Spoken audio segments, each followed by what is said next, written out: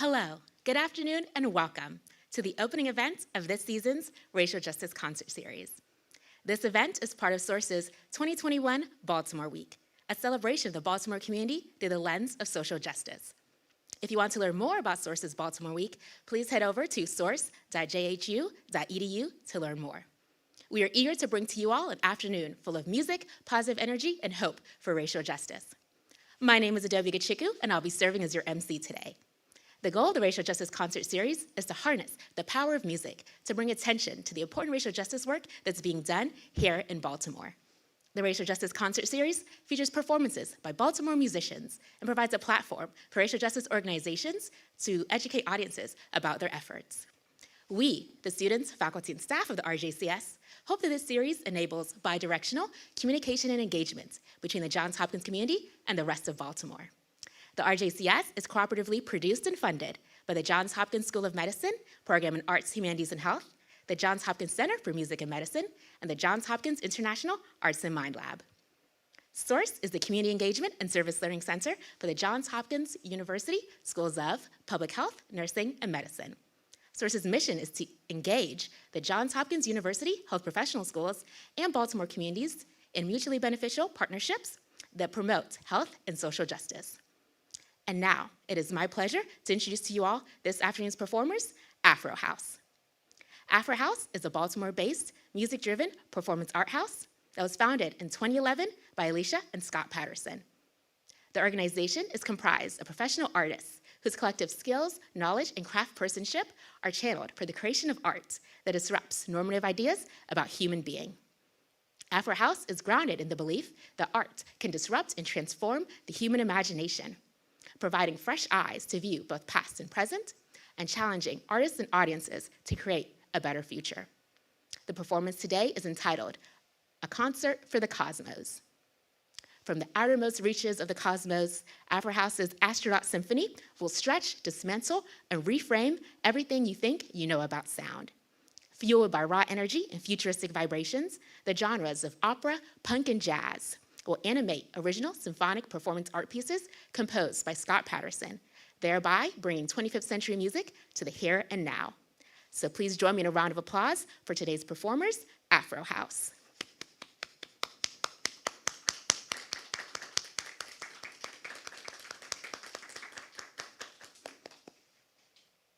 This afternoon's performance by Afro House is in support of Backyard Basecamp. The mission of Backyard Basecamp is to connect Black, Indigenous, and people of color to the land and nature that surrounds us. Jordan Bethea, a member of Backyard Basecamp's farm team, will join us later to talk more about this organization's mission and how you all, the viewers, can get involved. So viewers, you all can donate to Backyard Basecamp by heading over to backyardbasecamp.org/donate. Again, that's backyardbasecamp.org/donate. There will be a Q&A session with Afro House and Jordan Bethea of Backyard Basecamp after the music. So please submit questions and comments via the YouTube chat feature. Thank you all and enjoy the show.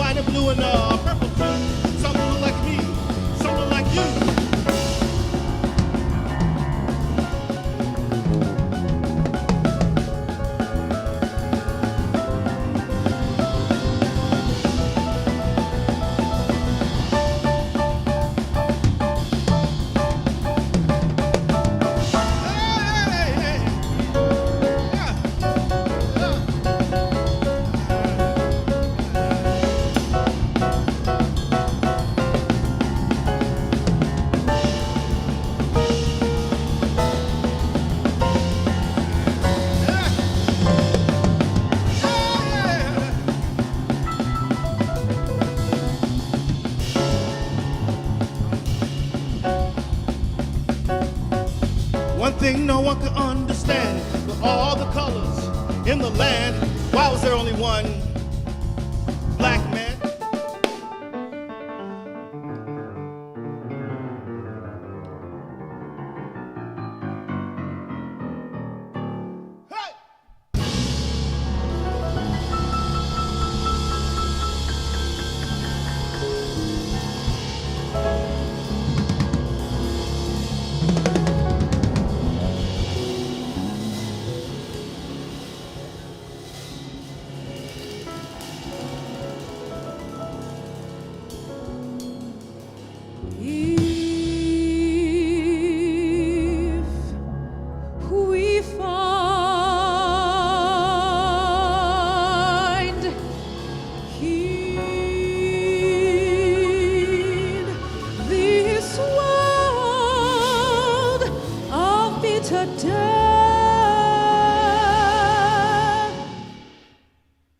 Forgiving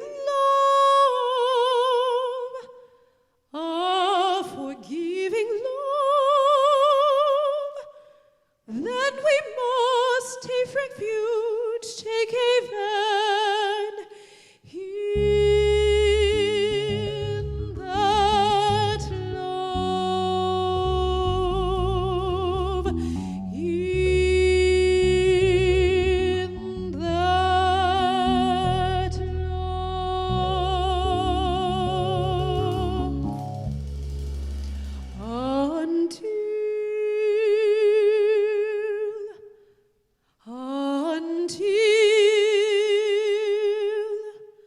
until the one who comes, until the one who comes, who will bring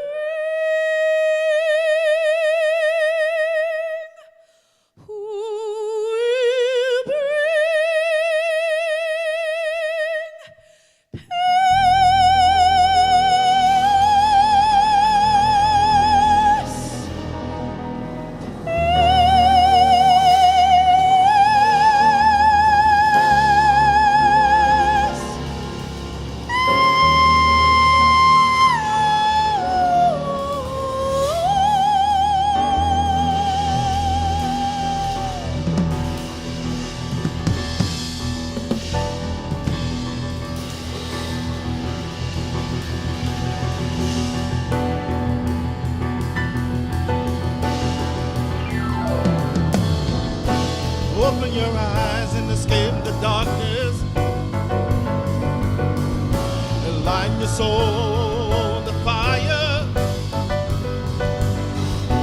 Burn on through and keep it coming. Show the masses the way, the tunnel.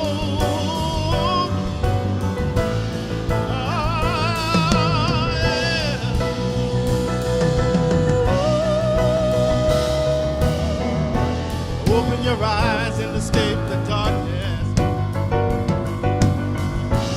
Light your soul to fire.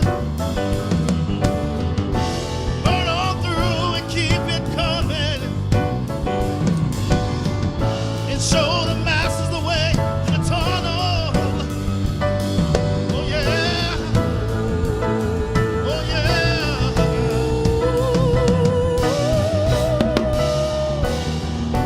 Though you may never see the promised land, still you must carry on. There's a voice that cries out to forever. Yeah, so you may never be alone.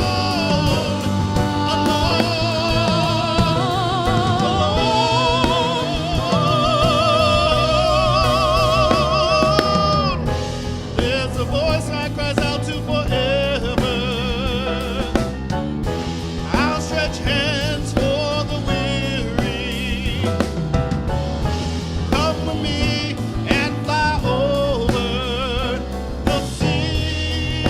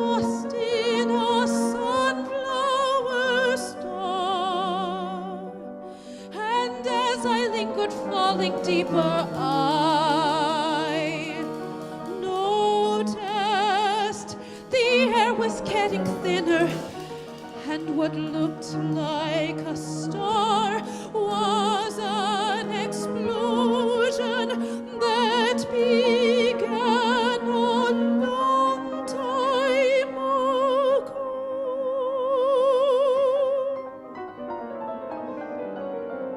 It's time to leave and go home, home, home,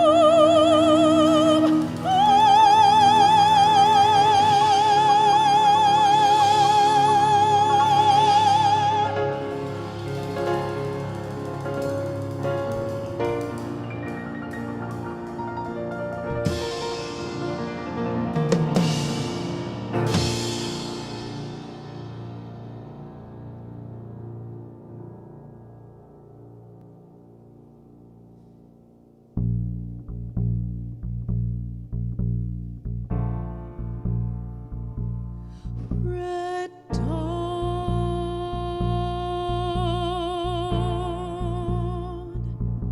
red planet,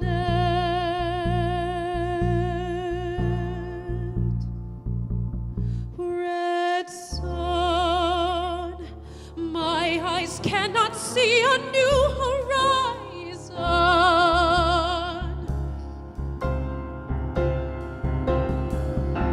Sunrise and sunset,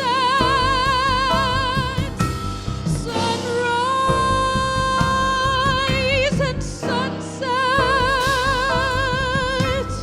have no meaning in this world. This is what my Father's given me. This is humanity's legacy. This is what my Father's left for me. But this is not what it should be.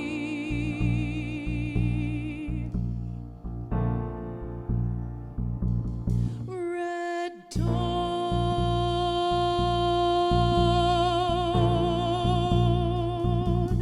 red planet,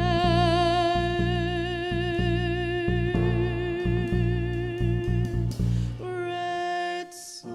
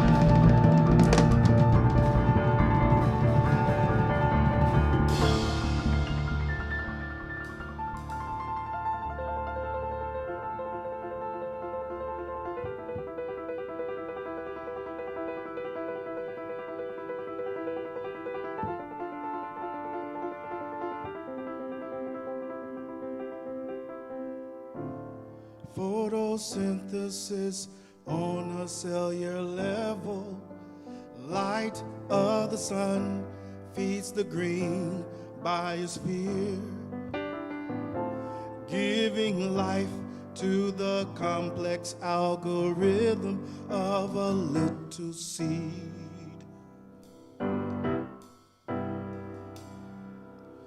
Ultraviolet rays penetrate the atmosphere, making way into the stem cell of a living soul. Green biology, life biology, yeah. Green biology, life of a seed.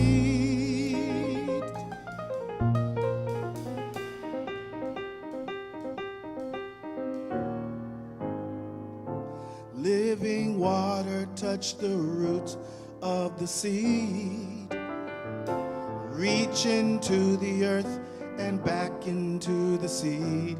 Yeah. Now the little leaf will open to the sun and receive.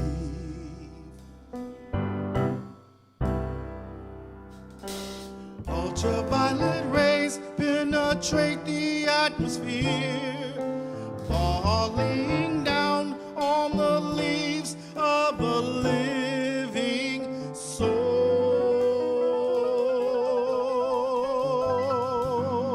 Yeah. Green biology, life biology. Yeah. Green biology, life of a seed.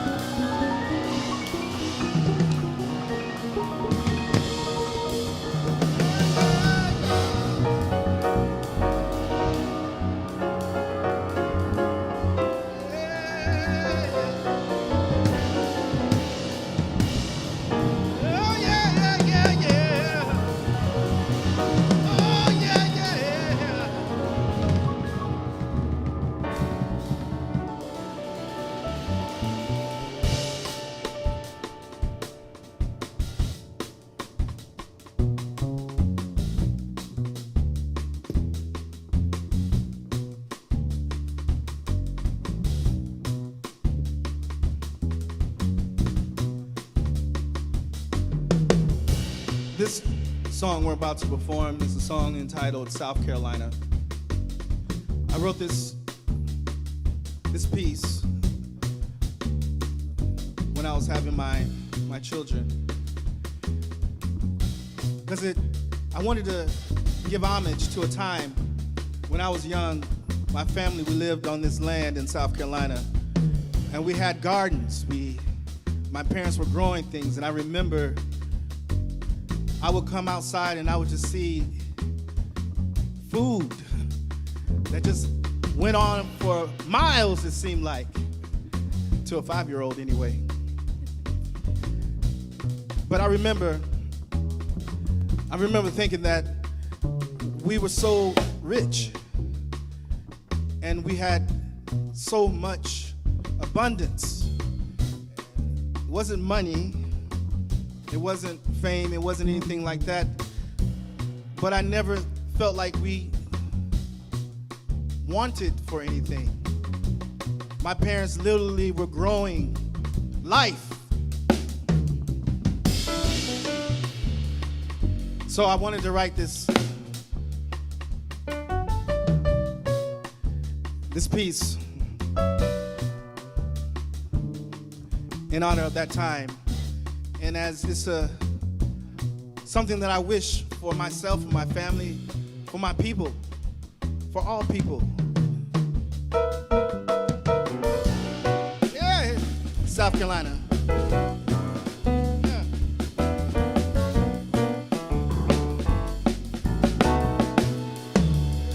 Yeah. Yes, and yeah. We had enough food and we had enough food, yeah.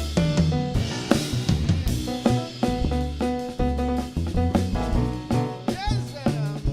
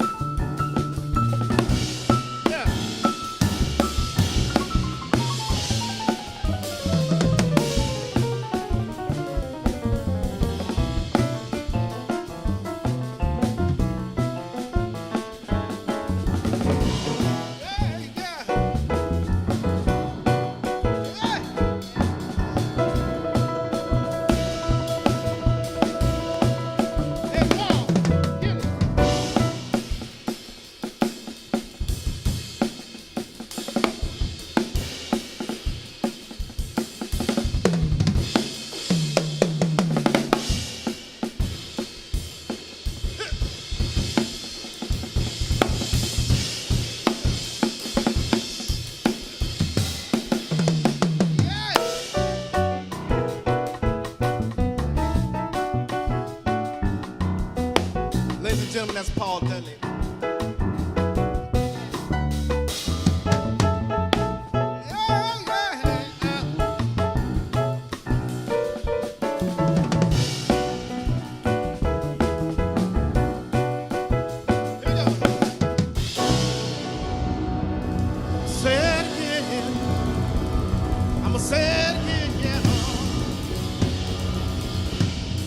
Grow your own corn, grow your potatoes, grow your own bean, plant your potatoes, feed your family with your own hands. Don't use no pesticides, baby. You get from the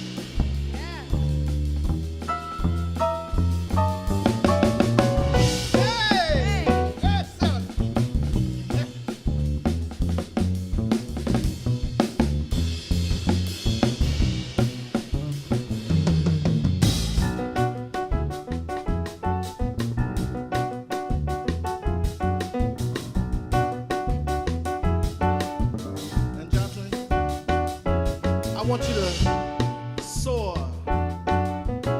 Just soar.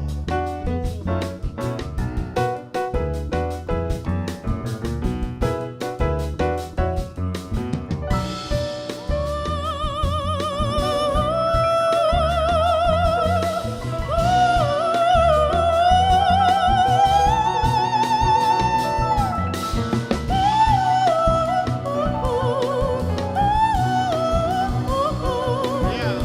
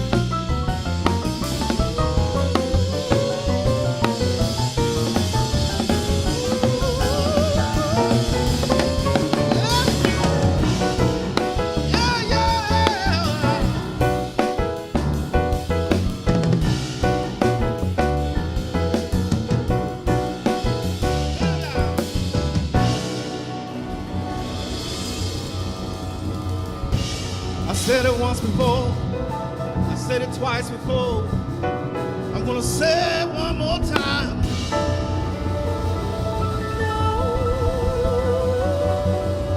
Listen. Grow your own corn, grow your tomatoes, grow your own bean, plant your potato, feed your family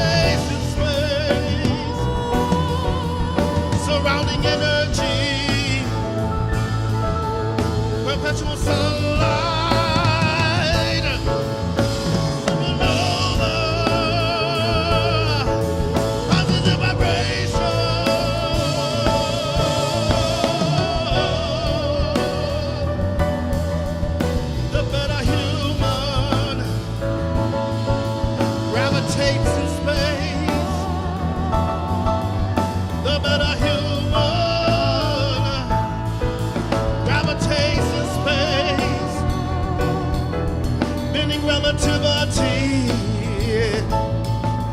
in a ray. Love will burn my supernova. Love will burn my supernova. Love will burn my supernova. Love will burn my supernova.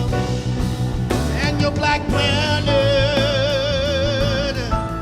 will give birth to a sun. The future has begun, and our love has won. Yeah, the better human never tastes its pain. The better human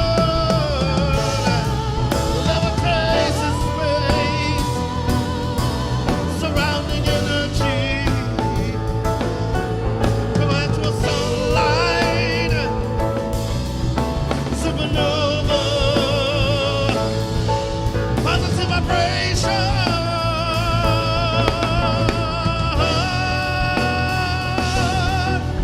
The better human never tastes the space. The better human never tastes the space. The better human.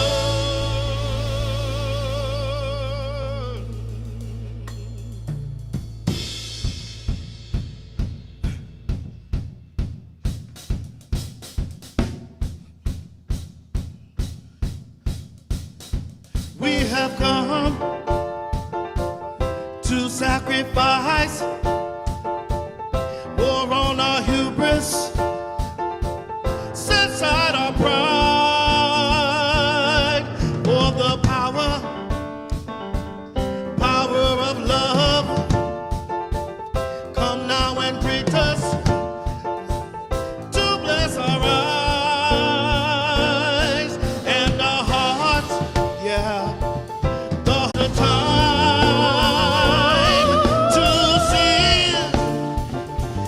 to seize the day, today, tomorrow, live for all kind. I plant the seed, you take my hand, love childs will grow and free our land. And the color of war will cause a melee. Listen, inside your mind, liberate body and soul, set free your mind, yeah. Give child control, for the strong will soon be weak. Will you remember to go beyond? For the weak will soon be strong, and the backward is never won. So we come with this one message: no life in hatred. Live for all kind.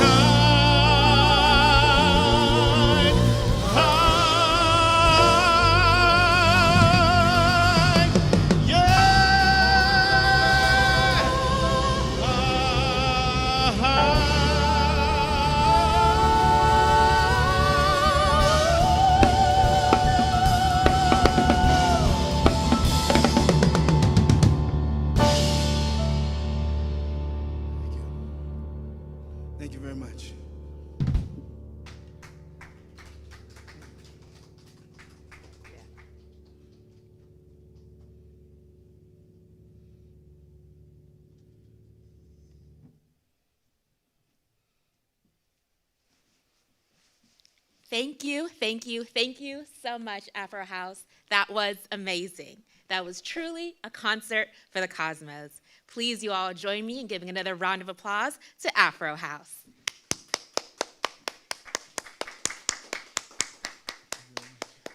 Wonderful. And now it is my pleasure to introduce to you all Jordan Bethea of Backyard Basecamp. He will now provide some more insight into his organization and their mission here in the Baltimore community.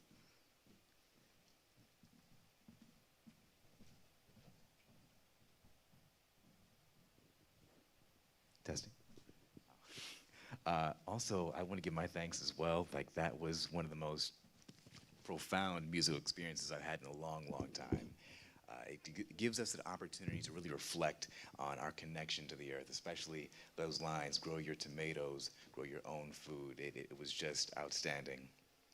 As we said before, my name is Jordan Bethea. I'm the production manager for Bliss Meadows, a project of Backyard Basecamp. My responsibility at the farm is to manage our 2 acres of meadow space, as well as our growing operation. In addition to our livestock, we have 7 colonies of bees, 2 sheep, 3 goats, and about 14 chickens right now. Our project was started by Tia Wells, a pediatric nurse by trade who was in the process of becoming a certified master naturalist through the state of Maryland. One of their requirements is that their inductees actually spend time in nature, learning about local ecology, learning about how the land works in real life, and not just studying this in books. So when she was looking through her spaces where she could actually sit and be still, she saw that nearby there was a open forest, a park. And because she lived there for so long, she was like, you know what, there's no park around here. So she just strolled around the corner, and lo and behold, there was a park. After some research, she found it was called Barbara Parkwood Park, a former city park, 7.5 acres in total land that had been unutilized since 1978.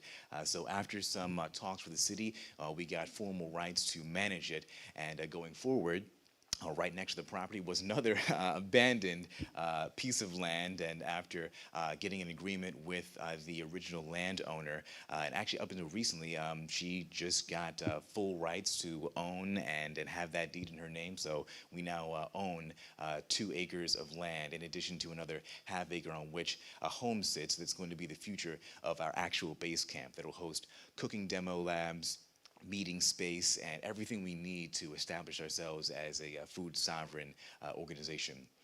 Personally, I got into this work in my just observation that everyone in my life at some point in time experienced food insecurity.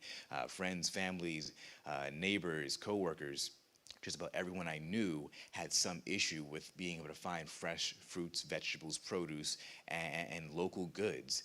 And for me, it was always perplexing that we live in like this amazing nation. We live in a major city, and yet people still have so much difficulty getting the bare minimum of how we're going to be able to live and get through the day. And so after a lot of volunteer days at local farms, regional farms, lots of different educational courses, I was linked with the TIA, and after, again, some partnership, we got to be working together. I'm working in this land, and I'm grateful to be doing this joyful work so that, again, we can establish ourselves as food sovereign, especially in such a large community as Frankfurt.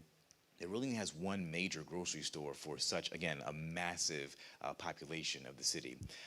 So with that, we're going to start our Q&A, and we're going to alleviate some mystification points about how we do our work. Awesome, awesome. Thank you so much, Jordan. Yes. So we're going to go ahead and start the Q&A session.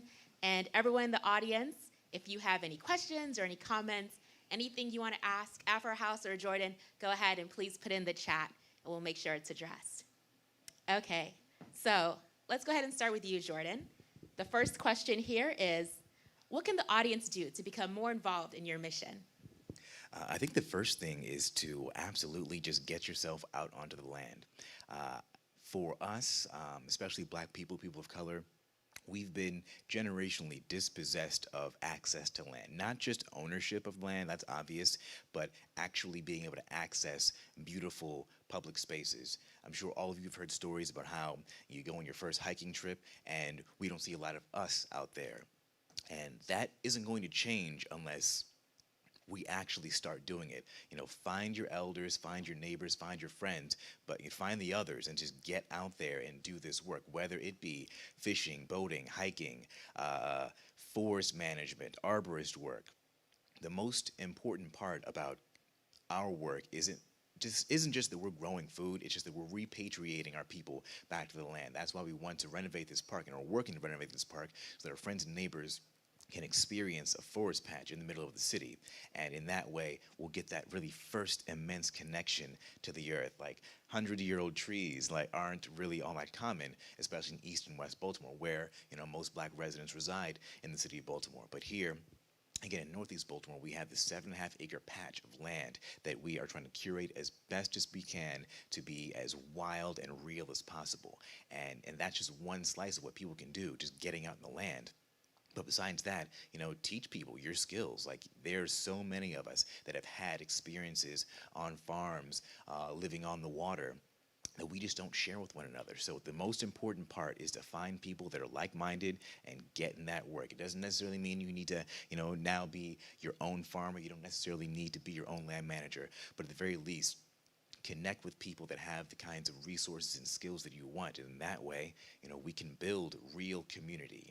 That's a word that I see that's kind of thrown around really loosely these days. And I really want a meaningful community where we can all come together, share what we know, and move on, from this past of being abused, by the political and social structures and being victimized by our collective trauma of being on the land, being forced to be on the land. In this way, we can claim our birthright of accessing the earth. Wow, that sounds absolutely amazing. And I just love seeing how passionate you are about the work. And really, this is just something that I know my sister and I have discussed a lot. She lives in Philadelphia. And so a city kind of similar to Baltimore.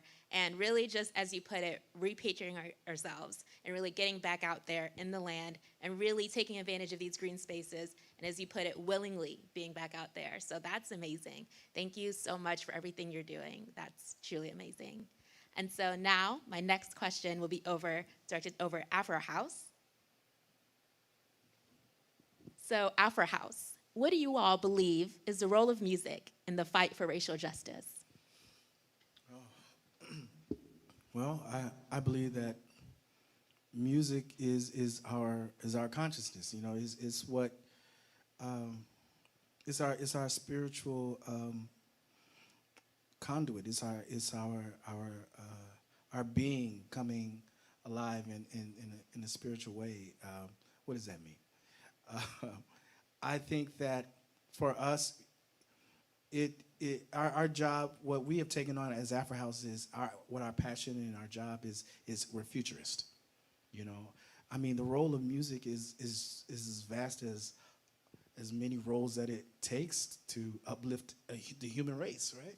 I mean, it's all kind of things, but we have kind of clung to this thing of futurism, where we feel that it's important to us to claim our humanity by thinking outside of our day-to-day, and to dream, and to use our imaginations, and to think beyond today and to the future.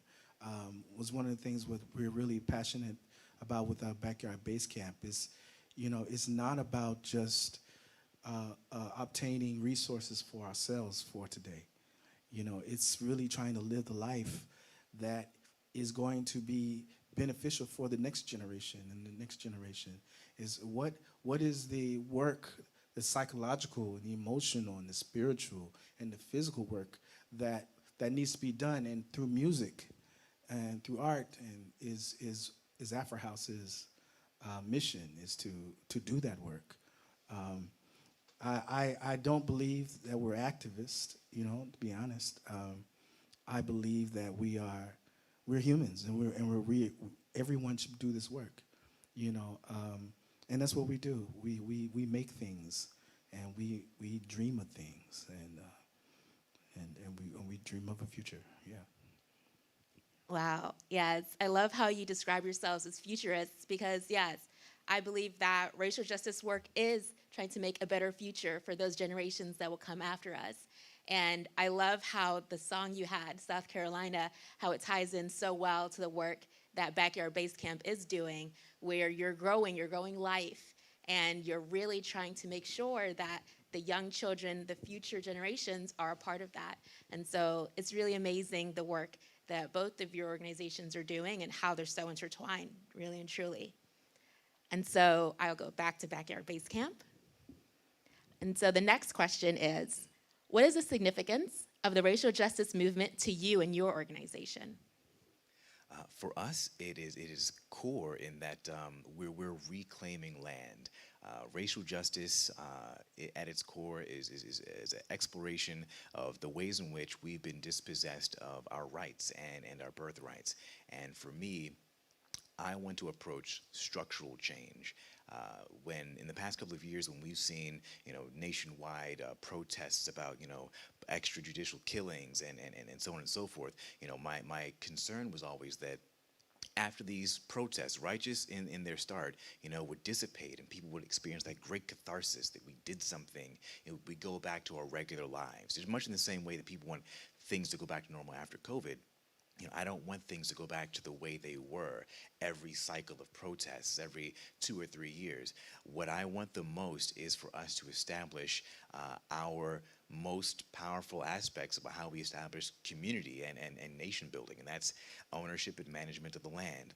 So for me, racial justice is inextricably tied to how we control the land on which we live, the land in which we experience and recreate and are enriched by, both spiritually and physically, with what we grow. Racial justice for me means the means by which we can establish a core base of power for ourselves and not have to be entirely reactive with how we are abused by other entities across the nation and across the world. Yes, that's just an amazing response. Yes, because we do need to have control over where we live and where we experience our lives. And that's just amazing that you all are taking that back. And as you put it earlier, just not as being forced onto land, but repossessing the land and using it for our own purposes and to enrich ourselves and our own lives. So thank you, Jordan. Thank you all for everything that you're doing at Backyard Basecamp. It's truly amazing. I wish you all just the best in the future with the house and the land and everything. And I will, put my gloves on and my boots and I'll get out there with you all. And I hope the viewers do as well. So we have another question for Afro House. So what role do you all see in healing? Well, what role do you all see for music in healing, especially given the events of the past year and a half? Well, I would say that our biggest thing with Afro House is storytelling, and that is such a powerful weapon. The narratives that we tell, the way that we remember, the way that we think of ourselves, the way that we think of others. Storytelling is such a teaching tool. It's a healing tool. It's a way for us to crawl into our inner selves and feel safe. It's a way to learn and think of others. So it can be used, it's like fire. It can be used to heal. It can be used to hurt. And I feel like Afro House, what we've kind of taken on is the power of the narrative. And the stories that we tell through music, they're stories that are healing. They're stories that reveal truths. They're stories that show us our humanity, and help us to deal with hard subjects like death and COVID and racial injustice. They become kind of the consciousness, right? Our fuel You're always, always hearing about in major protests throughout history, there was always the song, right?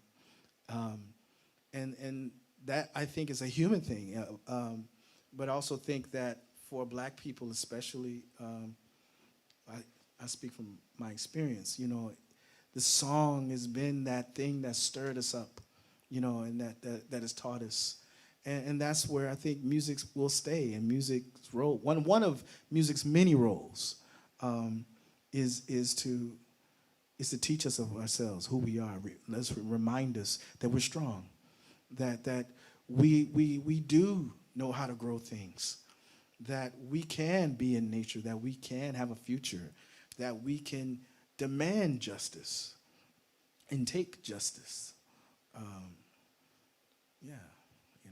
Music, that's all in the music.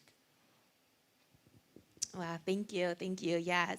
Like, I think that what you're saying about using music to remind you of who you are, using music to just heal and to just really get a sense of yourself. I know that my own father passed away last year, and I know that after he passed away, I was using music to heal, to remind me of his role in my life and kind of my way forward. And it's just so wonderful, all the things that you're describing the Afro House uses music to do.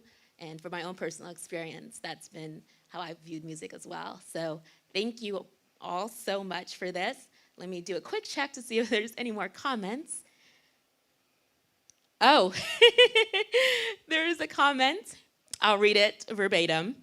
Yay, Farmer Jordan and Backyard Basecamp taught my baby how to grow food. So that's a comment from the YouTube chat. So yes, Jordan, you have a fan out there. We're happy to help. Happy to do this work with you. Yeah, it's awesome, awesome. Okay, well, I don't see any more questions popping up. And so it is a little past 1. So I'll go ahead and close this out now. Well, thank you all so much for viewing. Thank you, everyone in the audience. Thank you for coming to this opening event of the Racial Justice Concert Series current season, and also part of Source's 2021 Baltimore Week. I want to thank Creative Alliance and also the production team of the Racial Justice Concert Series for just really making sure that this event could take place. Once again, I want to thank Jordan Bethea of Backyard Basecamp. I want to thank our performers, Afro House. And everyone in the audience, please stay tuned for future events, future announcements. Make sure to check out our wonderful organizations, and make sure to check out the rest of Source's 2021 Baltimore Week. This is Bethea, and we're all signing off. Bye.